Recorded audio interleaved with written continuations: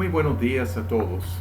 Es un placer tener la oportunidad en esta mañana de poder compartir con ustedes acerca del arrebatamiento de la iglesia, la primera parte.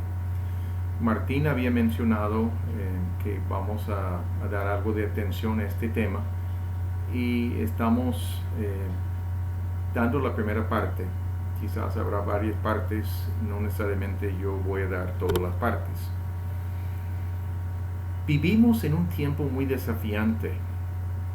No es fácil entender todo lo que está sucediendo en este año 2020. La pandemia en el mundo, que el mundo está experimentando, está teniendo un gran impacto.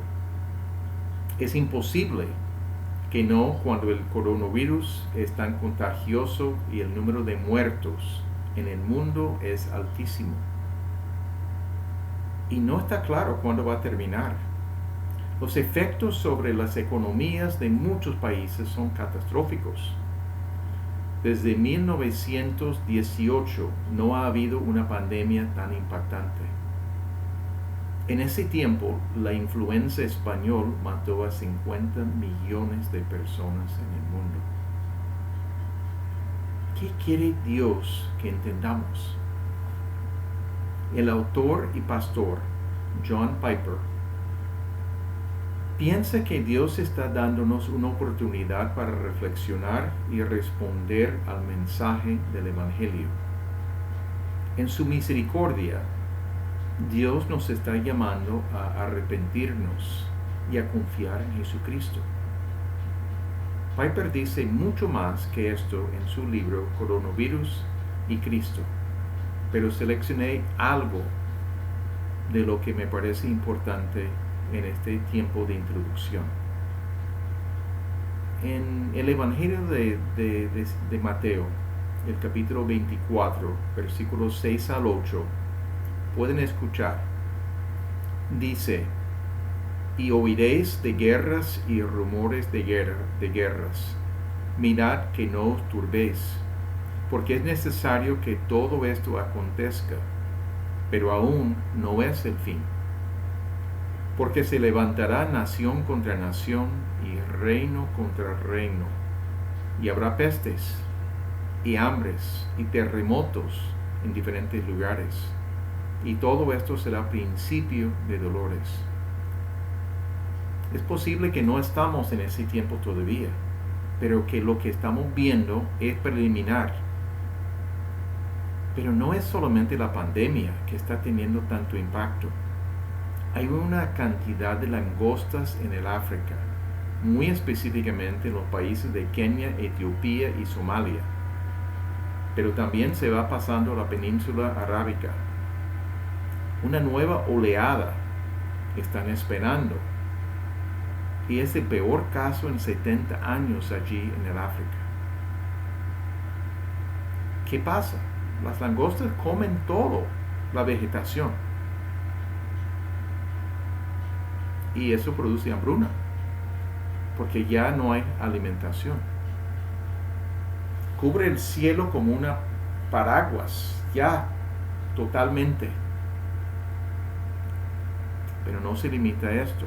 Se han descubierto en el estado de Washington, en los Estados Unidos, avispones asesinos y acaban con las ovejas. Son grandes y las abejas no pueden. También hay un peligro de polillos asiáticos en el estado de Washington. Si llega a establecerse y comienzan a depositar sus huevos allí, comerán todo el follaje de los árboles. Ese estado es uno de los estados principales de cultivar manzanas. Pueden ver el impacto de todas estas cosas. ¿Cómo puede haber duda que Dios quiere hablarnos? El hombre no es capaz de manejar la naturaleza.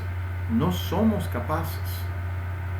Dios es el creador, el sustentador de todo. El hombre no es igual a Dios. Sencillamente, con nuestra inteligencia que Dios nos ha dado, con el conocimiento de la ciencia que existe y que ha avanzado, no podemos contra la naturaleza, y la naturaleza es parte de la creación de Dios. Dios está detrás de todo esto. Leemos en Lucas, el Evangelio de Lucas, capítulo 12, versículos 54 a 56, lo siguiente. Decía también a la multitud, Jesucristo hablando, cuando veis la nube que sale del poniente, luego decís, agua viene, y así sucede.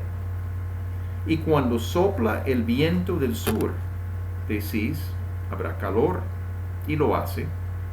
Hipócritas, sabéis distinguir el aspecto del cielo y de la tierra, y cómo no distinguís este tiempo. Jesucristo estaba hablando de su tiempo y su presencia entre ellos. Podemos nosotros tomar nota que algo muy significativo está sucediendo. No es la presencia de Jesucristo en este momento, pero lo que estamos viendo de ninguna manera es normal. Es imposible decir con certeza los planes de Dios para el futuro, pero debemos prestar atención muy seriamente. Si es un llamamiento de Dios para los hombres a arrepentirse y a confiar en Jesucristo, y para mí sin duda podemos preguntarnos si Dios está iniciando algo hacia los tiempos del fin. No podemos garantizarlo. ¿Es un llamamiento a nivel mundial que Dios está haciendo? Obviamente no todo el mundo va a responder. Pero, ¿está iniciando algo? ¿Es un último llamado? ¿Penúltimo? ¿Antepenúltimo? No sabemos. ¿Cuánto tiempo antes de actuar Dios en cuanto a la cadena de cosas que van a suceder al final? No sabemos. No podemos garantizar el tiempo. Y yo no puedo fijar fechas de ninguna manera. La Biblia no lo hace. Y hago mal en hacerlo. Pero tenemos que preguntarnos, ¿qué está haciendo Dios? Definitivamente está haciendo algo. Está alertándonos.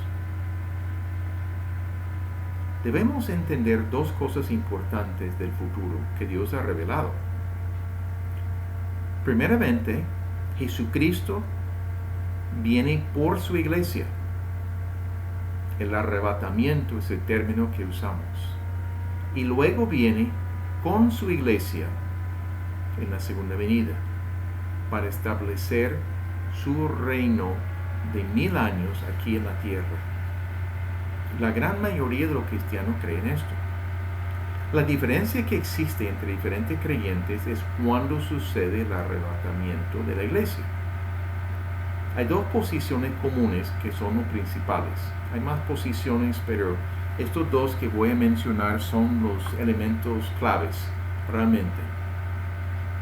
Son las posiciones más comunes acerca del rapto de la iglesia o el arrebatamiento de la iglesia. Primeramente, se titula uno pretribulacionista. Se entiende que el rapto de la iglesia sucede antes de los 7 años de tribulación. Y la tribulación tiene que ver con el pueblo de Israel. El rapto sucede antes de la tribulación y al final de la tribulación es la segunda venida. La posición post-tribulacionista dice que la iglesia pasa por los 7 años de tribulación y al final será arrebatada para luego enseguida regresar a la tierra juntamente con Jesucristo. La iglesia pasa por la tribulación y al final Jesucristo saca a la iglesia y enseguida vuelve junto con la iglesia para establecer su reino. Arrebatamiento y enseguida la segunda venida. Mientras tribulacionista es antes de los 7 años de tribulación y al final la segunda venida. Necesito hacer algunos comentarios iniciales para dar explicaciones importantes. Debemos enfocar el tema de las cosas del porvenir, la escatología, con mucha humildad. Porque los temas de la escatología en general no son temas fáciles de abordar con seguridad.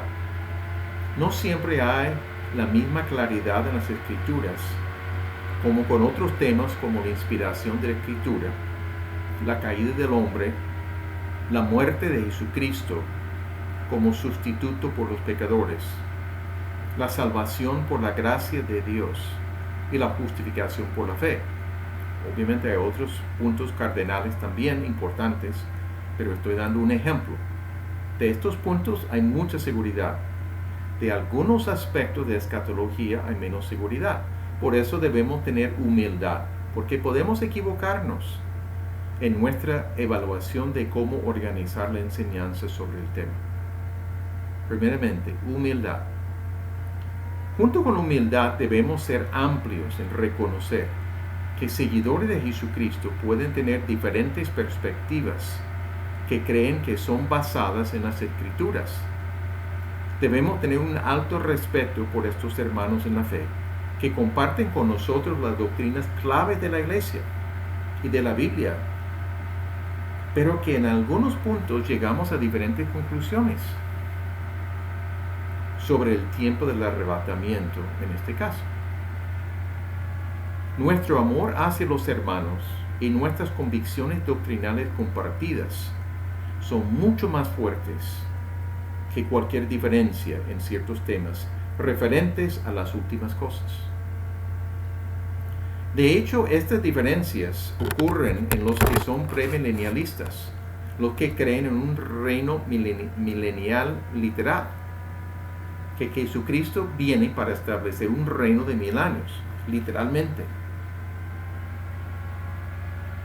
Mi trasfondo, vale la pena decir algo.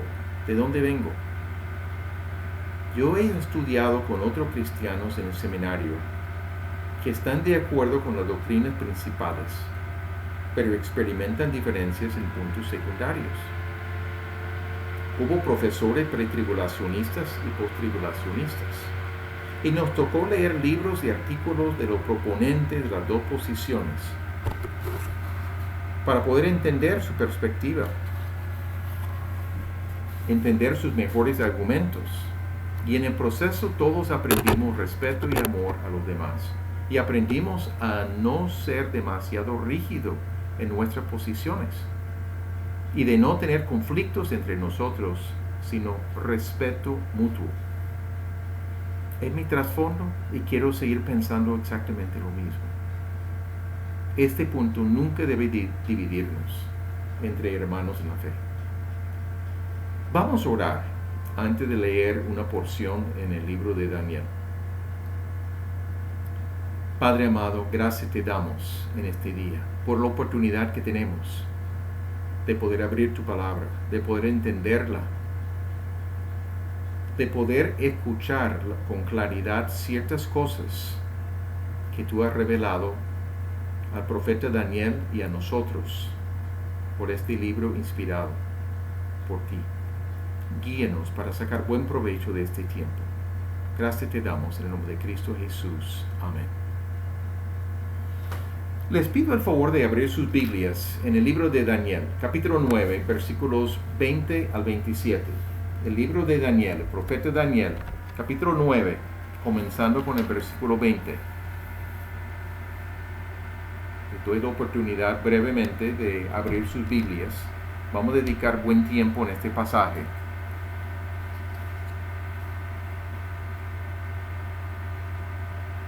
Daniel pasa buena parte de este capítulo 9 orando a Dios y confesando sus pecados y los pecados del pueblo. Se identifica con el pueblo y confiesa los pecados de los que han sido alrededor de Israel. Reconoce que Dios ha sido justo en castigarles con el cautiverio. Daniel está en Babilonia y pide la bendición de Dios sobre Jerusalén y sobre su pueblo. Vamos a leer. Aún estaba hablando y orando y confesando mi pecado y el pecado de mi pueblo Israel. y derramaba mi ruego delante de Jehová mi Dios por el monte santo de mi Dios. Aún estaba hablando en oración cuando el varón Gabriel, a quien había visto en la visión al principio, volando con presteza, vino a mí como a la hora del sacrificio de la tarde. Y me hizo entender, y habló conmigo diciendo: Daniel, ahora ha salido para darte sabiduría y entendimiento. Ahora he salido para darte sabiduría y entendimiento.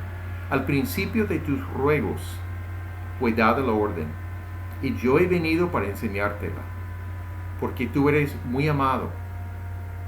Entiende pues la orden y entiende la visión.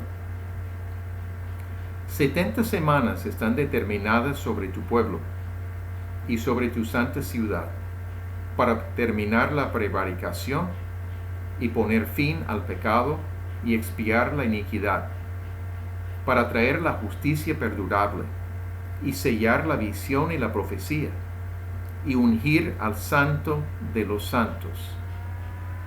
Sabe pues y entiende que desde la salida de la orden para restaurar y edificar a Jerusalén hasta el Mesías, príncipe, habrá 7 semanas, y 62 semanas se volverá a edificar la plaza y el muro en tiempos angustiosos. Y después de las 62 semanas se quitará la vida del Mesías, ¿sí?, al Mesías, mas no por sí. Y el pueblo de un príncipe que ha de venir destruirá la ciudad y el santuario. Y su fin será con inundación, y hasta el fin de la guerra durarán las devastaciones. Y por otra semana confirmará el pacto con muchos. A la mitad de la semana hará cesar el sacrificio y la ofrenda. Después, con la muchedumbre de las abominaciones, vendrá el desolador, hasta que venga la consumación, y lo que está determinado se derrame sobre el desolador. Fascinante esta porción. Vamos a ir tomándolo poco a poco para entender lo que el ángel Gabriel está comunicando con Daniel. Gabriel es enviado para darle sabiduría y entendimiento sobre la orden y la visión. Los primeros versículos ahí de esta sección. En el versículo 24 habla de 70 semanas o 77 determinadas sobre el pueblo de Daniel y sobre su santa ciudad para hacer varias cosas.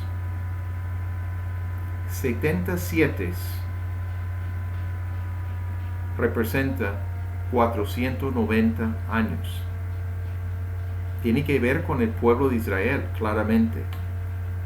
Tiene 6 cosas para Israel. 3 cosas referente al pecado y 3 que tienen que ver con el reino. Se nota la distinción por la palabra para, que aparece 2 veces en este versículo 24. Menciona para terminar la prevaricación, llevar a su fin el pecado de Israel de desobediencia. Poner fin a esto. Llegará a su fin en la segunda venida de Jesucristo y con el arrepentimiento y salvación de Israel y el establecimiento del reino milenial.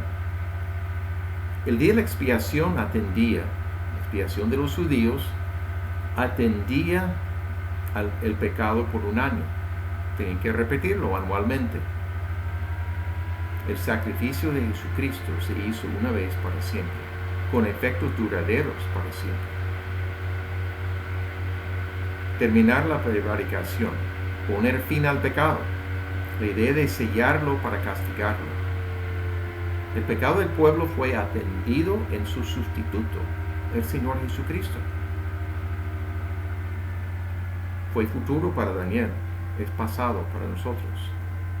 En el libro de Ezequiel, versículo 37, versículo 23, dice algo interesante. Ezequiel 37, versículo 23, para los que toman nota. Voy a leerlo. Ni se contaminarán ya más con sus ídolos, con sus abominaciones y con todas sus rebeliones. Y los salvaré de todas sus rebeliones con las cuales pecaron. Y los limpiaré, y me serán por pueblo, y yo a ellos por Dios.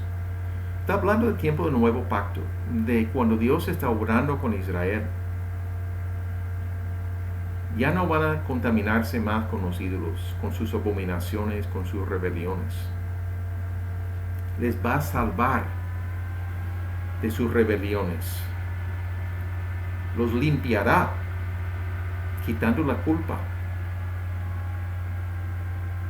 Y van a ser su pueblo, en una forma real. En Romanos 11, versículo 25 al 27. Romanos 11, versículo 25 al 27, dice: porque no quiero, hermanos, el apóstol Pablo hablando, que ignoréis este misterio, para que seáis arrogantes en cuanto a vosotros mismos, que ha acontecido a Israel endurecimiento en parte, hasta que haya entrado la plenitud de los gentiles. Y luego todo Israel será salvo. Como está escrito, vendrá de Sión el libertador, que apartará de Jacob la impiedad. Y este será mi pacto con ellos, cuando yo quite sus pecados. Hay un futuro para Israel. Un futuro claro, un futuro especial que Dios tiene al poner fin al pecado de Israel. Referente al pecado dice expiar la iniquidad. Eso fue atendido por el sacrificio de propiciación del Mesías, de Jesucristo. Estando satisfecho con el sacrificio de un sustituto, Dios puede perdonar a los culpables por la muerte de su reemplazo. Entonces encontramos de nuevo, para traer la justicia perdurable. Dios celebrará una época de justicia en el milenio. Habla de sellar la visión y la profecía. Va a cumplir el pacto y las profecías dadas a Israel. Las profecías están sin sello hasta ser cumplidas. Y va a ungir al Santo de los Santos. Probablemente está hablando de ungir al Mesías como Rey de Reyes y Señor de Señores en el milenio. En Daniel capítulo 7, versículos 25 al 27, Daniel 7, 25 al 27, encontramos algunas palabras importantes. Está hablando de un rey del imperio romano, o sea, que viene a lo menos del antiguo imperio. Y dice, hablará esta persona, este rey, hablará palabras contra el Altísimo, y a los santos del Altísimo quebrantará, y pensará en cambiar los tiempos y la ley, y serán entregados en su mano hasta tiempo, y tiempos, y medio tiempo. Quiere decir 3 años y medio. Pero se sentará el juez, hablando de Dios, y le quitarán su dominio para que sea destruido y arruinado hasta el fin. Hablando de la segunda venida del Señor Jesucristo. Y que el reino y el dominio y la majestad de los reinos debajo de todo el cielo sea dado al pueblo de los santos del Altísimo, cuyo reino es reino eterno, y todos los dominios le servirán y obedecerán. Dios cumplirá con las bendiciones prometidas de Israel, sin faltar nada. Dios cumplirá, sencillamente. El 25 da información importante sobre el inicio de estos 490 años, cuando se viene el conteo. Dice, desde la salida de la orden para restaurar y edificar a Jerusalén. Aparentemente fue el cuarto decreto de todos de los dados por el imperio persa. Los primeros 3 tienen que ver con la reconstrucción del templo y finanzas para los sacrificios. Pero lo único que daba permiso para reedificar los muros de la ciudad fue el cuarto. Y fue dado el 5 de marzo de 444 a.C., según Nehemías capítulo 2. Y después dice, hasta el Mesías príncipe, su apariencia. Jesucristo fue ungido con el Espíritu Santo al tiempo de su bautismo en agua de parte de Juan el Bautista. Pero parece que el fin aquí de esta profecía parece más ser la segunda venida para establecer el reino milenial. Se divide los 490 en 3 segmentos, según este pasaje. Primer segmento, 7 semanas, 49 años. Incluye no solo la edificación de los muros, que según Nehemías sucedió esta edificación en 52 días, sino eliminar todo el escombro, edificar casas y calles, restablecer la ciudad. Esto va hasta 395 a.C. Después habla de un segmento de 62 semanas, 434 años, hasta la entrada triunfal, al cumplir Zacarías 9:9. Cuando Jesucristo entró en la ciudad, aclamado por todos, cuando fue presentado oficialmente como el Mesías de Israel. Hosana, Hosana. Esto fue hasta marzo, el 30 de marzo del año 33 después de Cristo. Se estaba usando el calendario judío para estos cálculos que tenían 360 días en el año, no 365 en el calendario gregoriano que usamos. El tercer segmento es de una semana, 7 años de tiempo. En el versículo 26 dice, y después de los 62 semanas se quitará la vida al Mesías, mas no por sí. El pueblo de un príncipe que ha de venir destruirá la ciudad y el santuario, y su fin será con inundación. Hasta el fin de la guerra durarán las devastaciones. Se quitará la vida del Mesías, la crucifixión. Claramente predicho muchos años antes. El total de los 2 segmentos consecutivos, 483 años, como digo, usando el calendario judío. Hay un intervalo antes del último segmento de 7 años. O sea, entre la semana 69 y la semana 70. El intervalo es la época de la iglesia. Se había predicho que Israel iba a ser puesto al lado por un tiempo en Mateo capítulo 21, versículos 42 y 43. Mateo 21, 42 y 43. Y la crucifixión ocurre en este intervalo también. Fue hasta el domingo de Ramos, lo que llamamos la entrada triunfal del Señor Jesucristo. En Mateo 21, 42 y 43 dice, Jesús les dijo, ¿nunca leísteis en las Escrituras? La piedra que desecharon los edificadores ha venido a ser cabeza del ángulo. El Señor ha hecho esto, y es cosa maravillosa a nuestros ojos. Por tanto os digo que el reino de Dios será quitado de vosotros, hablando los judíos, y será dado a gente que produzca los frutos de él. Está hablando de poner al lado a Israel por un tiempo. el mismo Señor Jesucristo, que no fue aceptado por ellos, por la gran mayoría, llega a ser cabeza del ángulo en su edificación figurada. Por eso que el reino de Dios será quitado de Israel y será dado a gente que produzca los frutos de él. Jesucristo está hablando de la iglesia.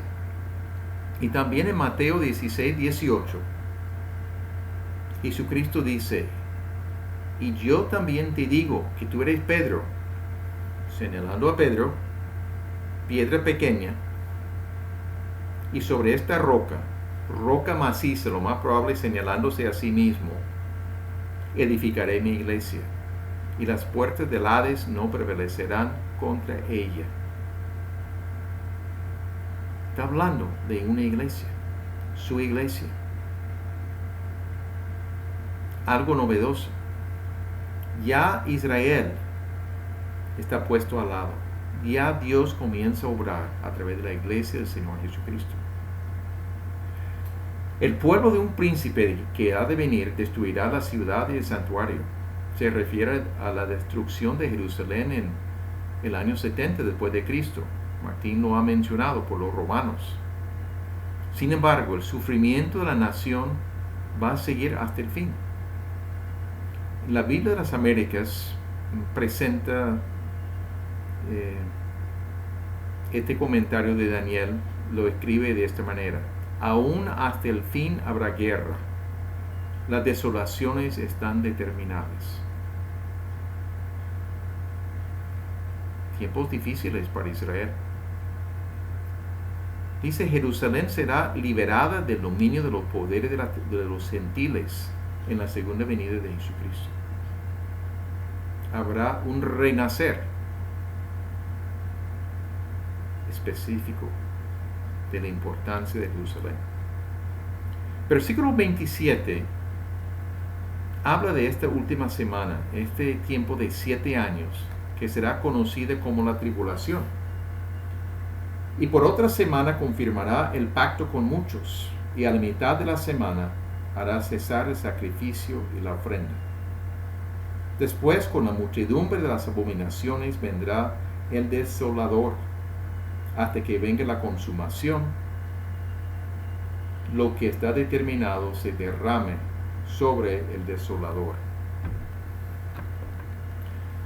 El comienzo de este tiempo será cuando el príncipe que ha de venir, lo más probable de una especie de imperio romano restaurado, pero diferente, con diferentes reyes, etcétera, de diferentes naciones,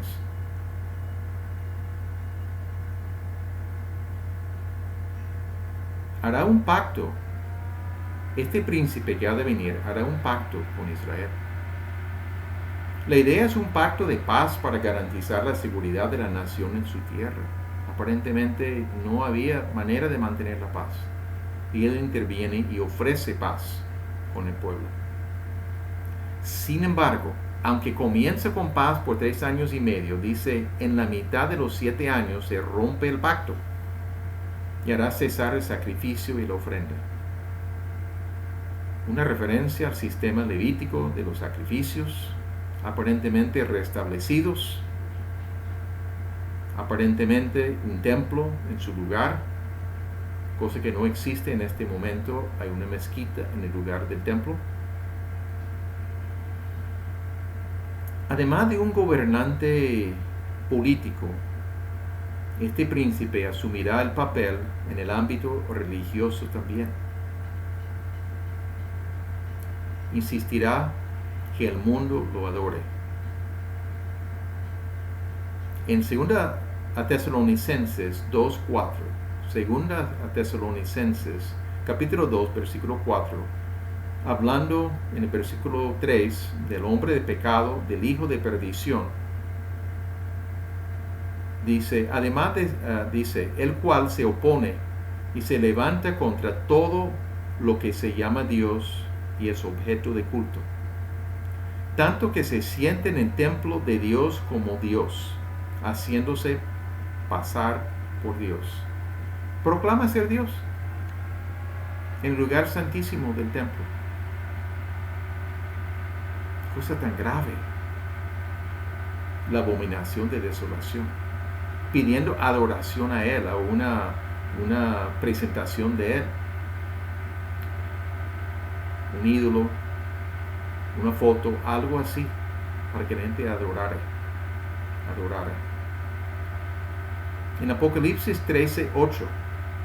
Apocalipsis 13, versículo 8 dice: y la adoraron todos los moradores de la tierra, cuyos nombres no estaban escritos en el libro de la vida del Cordero, que fue inmolado desde el principio del mundo.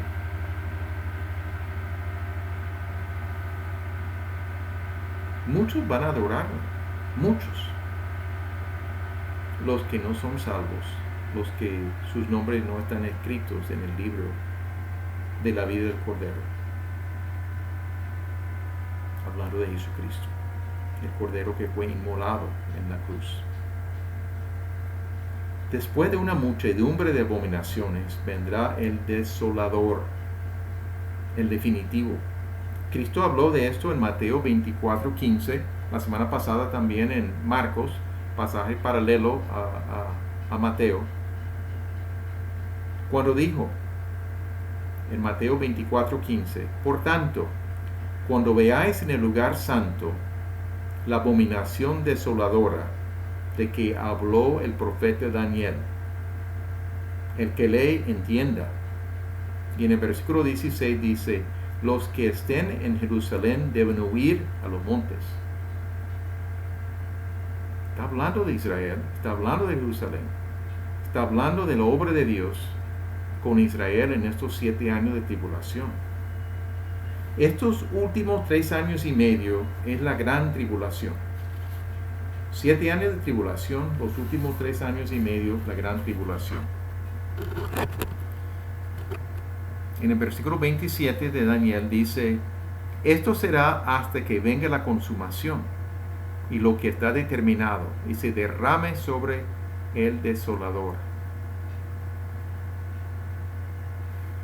Junto con el falso profeta, este líder, este príncipe, será echado en el lago de fuego en Apocalipsis 19:20, cuando Jesucristo venga.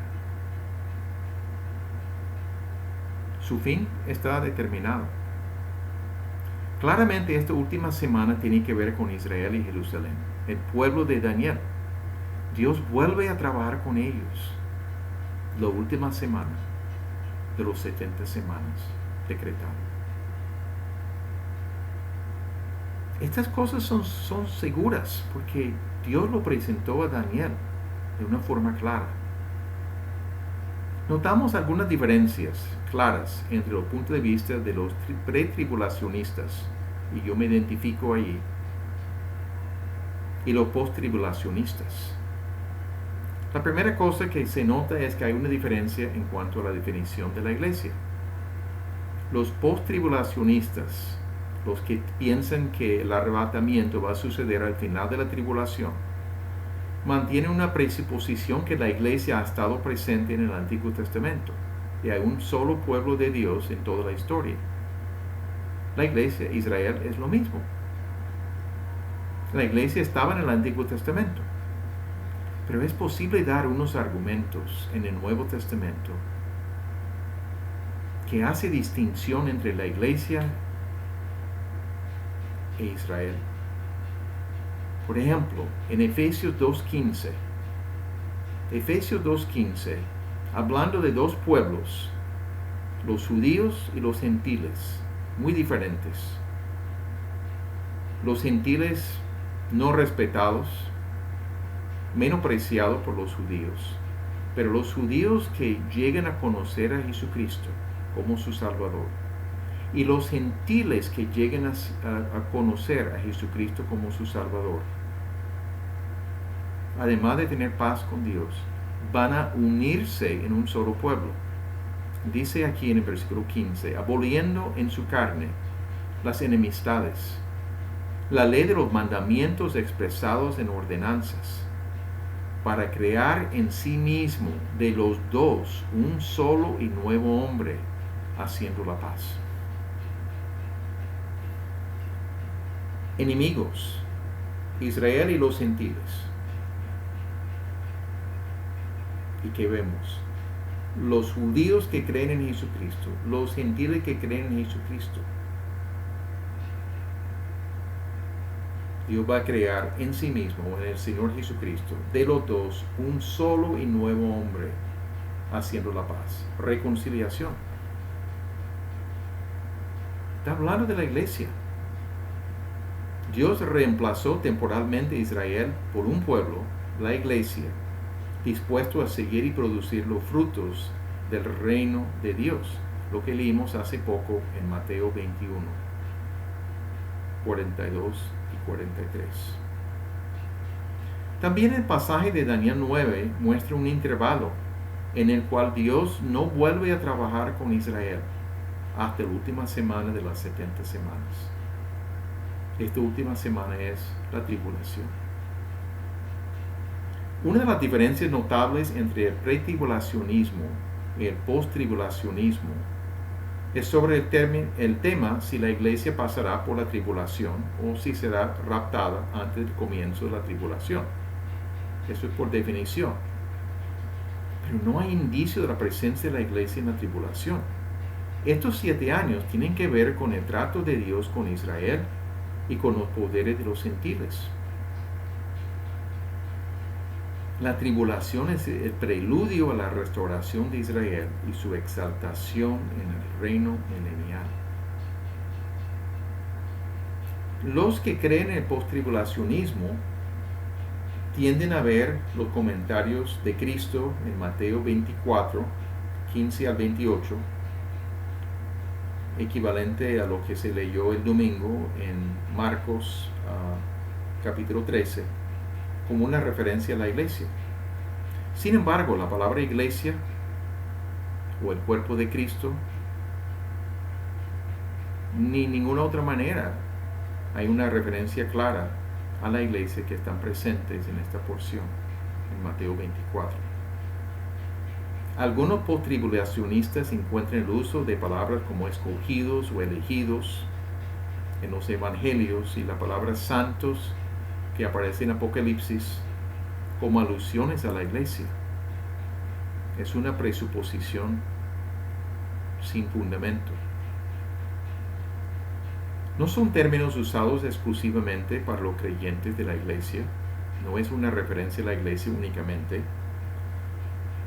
Daniel 9, en el capítulo 7 de Daniel, utiliza la palabra santos en referencia a Israel.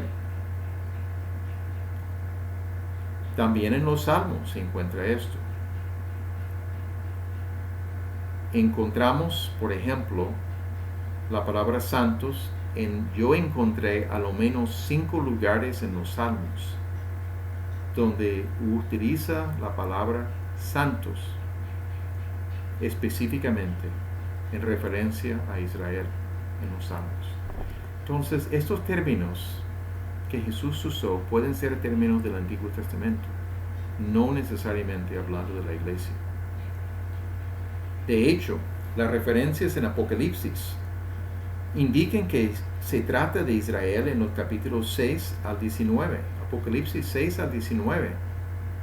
Hay todo indicio que es un trato con Israel. Hablan en capítulos anteriores, 2 y 3, hablando de 7 iglesias en Asia. Pero las referencias de Apocalipsis 6 al 19 es de Israel. Por ejemplo, hay una mención de 144,000 testigos de las tribus de Israel, 12,000 de cada tribu, de las 12 tribus de Israel. Habla de 2 testigos especiales en el capítulo 11, que representan a profeta Elías y a Moisés, 2 personajes muy conocidos para Israel. La mujer en el capítulo 12 representa a Israel y no la iglesia. No hay ninguna mención concreta de la iglesia en los capítulos 6 al 19. Entiendo y estoy de acuerdo que el silencio por sí solo no es una garantía. Pero junto con las referencias en Daniel 9 y también en el capítulo 12, es fácil concluir que la tribulación tiene que ver con Israel y no la iglesia. El contexto de Mateo 24 da claro indicio que está hablando de Israel al centrarse en Jerusalén. Una conclusión de esta parte, porque hay que tomarlo en dos partes, lo que yo estoy presentando, y además de esto habrá a lo menos otra enseñanza sobre el arrebatamiento, más específicamente, viendo un pasaje del Nuevo Testamento al respecto. Pero una conclusión: si la iglesia se define como el pueblo de Dios entre el día de Pentecostés hasta el rapto, o sea, durante el tiempo cuando se quita el reino de Dios de Israel y es dado a gente que produzca los frutos de él, según Mateo 21, entonces la iglesia es un paréntesis, o existe durante el intervalo entre los tiempos cuando Dios trabaja con Israel hasta la muerte del Mesías y hasta el inicio de la tribulación, cuando Dios vuelve a trabajar con Israel y prepararles para el milenio. Significativo lo que se está presentando, muy especial. Dios ha dado mucha claridad en este capítulo 9, los versículos que hemos leído en Daniel, mucha claridad sobre el futuro. A la luz de la enseñanza en el Nuevo Testamento, afirmamos que no es bueno ni apropiado usar el nombre de la iglesia para el pueblo de Dios en toda la historia, o sea, el Antiguo Testamento. Su pueblo en el Antiguo Testamento era Israel, y Dios volverá a obrar con Israel durante la tribulación y el milenio. Repitiendo lo que dice en Efesios 2:15, para crear en sí mismo de los dos un solo y nuevo hombre, algo nuevo que está creando la iglesia, haciendo la paz. Afirma que es algo nuevo que no existía antes. Si entendemos la iglesia como algo nuevo, satisface. Si la unimos con Israel y decimos que es lo mismo que el pueblo de Israel, no tiene sentido lo que se está mencionando. Pensemos en algunas aplicaciones. Dios es soberano sobre toda la historia. Nos ha revelado ciertos detalles sobre el futuro y hacemos bien en prestar atención. Entender el futuro no tiene la intención de producir temor, sino confianza en Dios. Nuestro Dios es soberano. Sabe y tiene un plan y llevará el plan a cabo. Y ha revelado a lo menos parte del plan. Lo hizo a Daniel y hay más en otros libros también. Si Dios tiene toda la historia bajo su control para llevar a cabo sus propósitos, podemos tener la confianza que es soberano en nuestros días. Es soberano en nuestras vidas específicamente. Nada escapa a su atención. No tenemos que temer las cosas que suceden en nuestras vidas, aún en este tiempo de pandemia. No tenemos que temer. No tenemos que temer qué viene después. Dios obrará para llevar a cabo sus propósitos en nosotros. Necesitamos usar la palabra para entender lo que quiere lograr en nosotros. La palabra es tan valiosa, tan útil para nosotros. Si el arrebatamiento de la iglesia, y cuando hablamos de iglesia, no estamos hablando de todos los que se congregan cualquier domingo, cuando eran tiempos normales. Estamos hablando del redimido por Jesucristo. No necesariamente todos los que se congregan necesariamente han sido redimidos por la sangre del Cordero. Si el arrebatamiento de la iglesia, los que realmente son creyentes y redimidos por Jesucristo, si ese arrebatamiento sucede antes de la tribulación y es nuestra convicción, podemos anticipar este evento en cualquier momento. No hay ningún evento que tiene que suceder antes. Yo no puedo predecir cuándo sucederá. Sin embargo, no queremos estar dormidos espiritualmente. Debemos estar alerta y preparados. Puede suceder en cualquier momento que Dios decide adelantar algo más específico. Fascinante lo que estamos leyendo, lo que estamos descubriendo. ¿Y qué debemos hacer? Unos comentarios breves. Vivir para Dios, amándolo con todo nuestro corazón, con toda nuestra mente, con todas nuestras fuerzas, con toda nuestra alma, y pasar conociéndolo en su palabra. Dios se ha revelado a nosotros. Necesitamos conocerlo, relacionarnos con Él. Pero también, ¿qué debemos hacer? Vivir en santidad y obedecer a Dios, pero siempre en dependencia de su poder. No podemos en nuestras fuerzas. Nadie puede cumplir los mandamientos perfectamente sin el poder de Dios obrando en nosotros. Debemos edificarnos mutuamente. Esas son cosas que Dios ha dicho de la iglesia. El tiempo que tenemos en los grupos familiares es un tiempo de conectarnos, de poder edificarnos, de poder estimularnos a crecer. Debemos aprovechar las oportunidades para seguir presentando el mensaje del Evangelio ante personas que todavía no conocen personalmente a Jesucristo. El tiempo urge. ¿Cuánto tiempo todavía hay? No sabemos. Pero si Jesucristo puede venir en cualquier momento para el arrebatamiento de la iglesia, debemos estar preparados. Debemos pensar en otras personas que todavía no conocen, entre nuestros familiares, entre nuestros amigos, nuestros compañeros de trabajo, de estudio. Debemos enfatizar lo principal de las tareas que vemos en las Escrituras. No encontrar una cosa y decir, pues yo estoy haciendo eso, es suficiente. Queremos enfatizar lo que Dios enfatiza: edificación, evangelismo, adoración. Debemos tener la expectativa de lo que sucederá. El arrebatamiento de la iglesia. Pero ese arrebatamiento de la iglesia es el encuentro con Jesucristo, de verlo cara a cara. No es el evento que nos anima, es la relación, la cercanía con Jesucristo. De poder verlo, de poder adorarlo de cerca, de poder darle gracias por la vida que nos ha dado.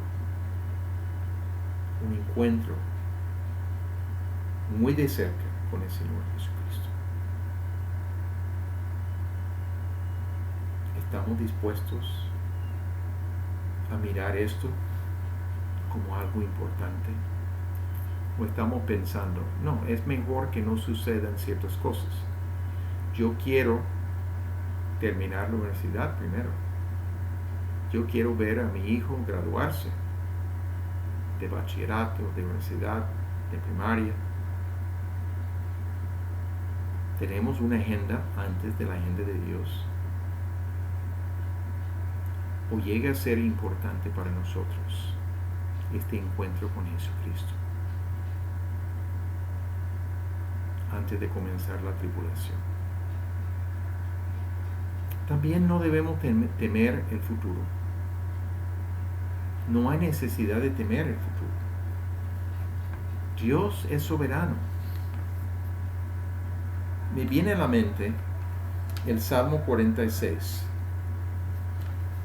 Salmo 46. Voy a leer los primeros 3 versículos únicamente en este momento. Dios es nuestro amparo y fortaleza, nuestro pronto auxilio en las tribulaciones. Por tanto, no temeremos, aunque la tierra sea removida y se traspasen los montes al corazón del mar, aunque bramen y se turben sus aguas, y tiemblen los montes a causa de su braveza. Estamos hablando de cambios drásticos, pero no temeremos. En el peor de los casos, porque Dios, nuestro Dios, es nuestro amparo y fortaleza, nuestro pronto auxilio en las tribulaciones. Nuestro Dios es un Dios especial. No es un Dios únicamente del futuro, es un Dios del presente. En estos tiempos inciertos, podemos confiar en Él. Nos ha dado este privilegio de poder hacerlo. Gracias a Dios por todo esto. Vamos a orar. Padre bendito, Dios todopoderoso, Dios soberano, Dios santo, llegamos delante de ti con gratitud en nuestros corazones, con expectativa de lo que tú puedes estar haciendo, reconociendo el llamamiento para nosotros, los que hemos puesto nuestra fe en el Señor Jesucristo, a poder acercarnos más a ti, a poder prestar más atención a tu palabra, a involucrarnos más en ministerios que tú tienes para nosotros de edificarnos y de compartir el Evangelio con otros, aún en este tiempo de pandemia. Padre, y sabemos que es un mensaje futuro también, un mensaje de llamamiento para los que no conocen a Jesucristo. Obra en sus corazones y danos contacto con personas donde tú estás preparando sus corazones, porque estas personas quieren llegar a conocer a Jesucristo, pero les falta entendimiento. Guíenos para poder tener conexión con estas personas y poder compartir el Evangelio de Jesucristo. Continuaremos, Dios mediante, el próximo domingo. Que Dios los bendiga, que Dios les guarde diariamente de toda complicación, de toda infección de este virus que está pasando. Nuestro Dios es grande, vamos a seguir confiando en Él en todo momento.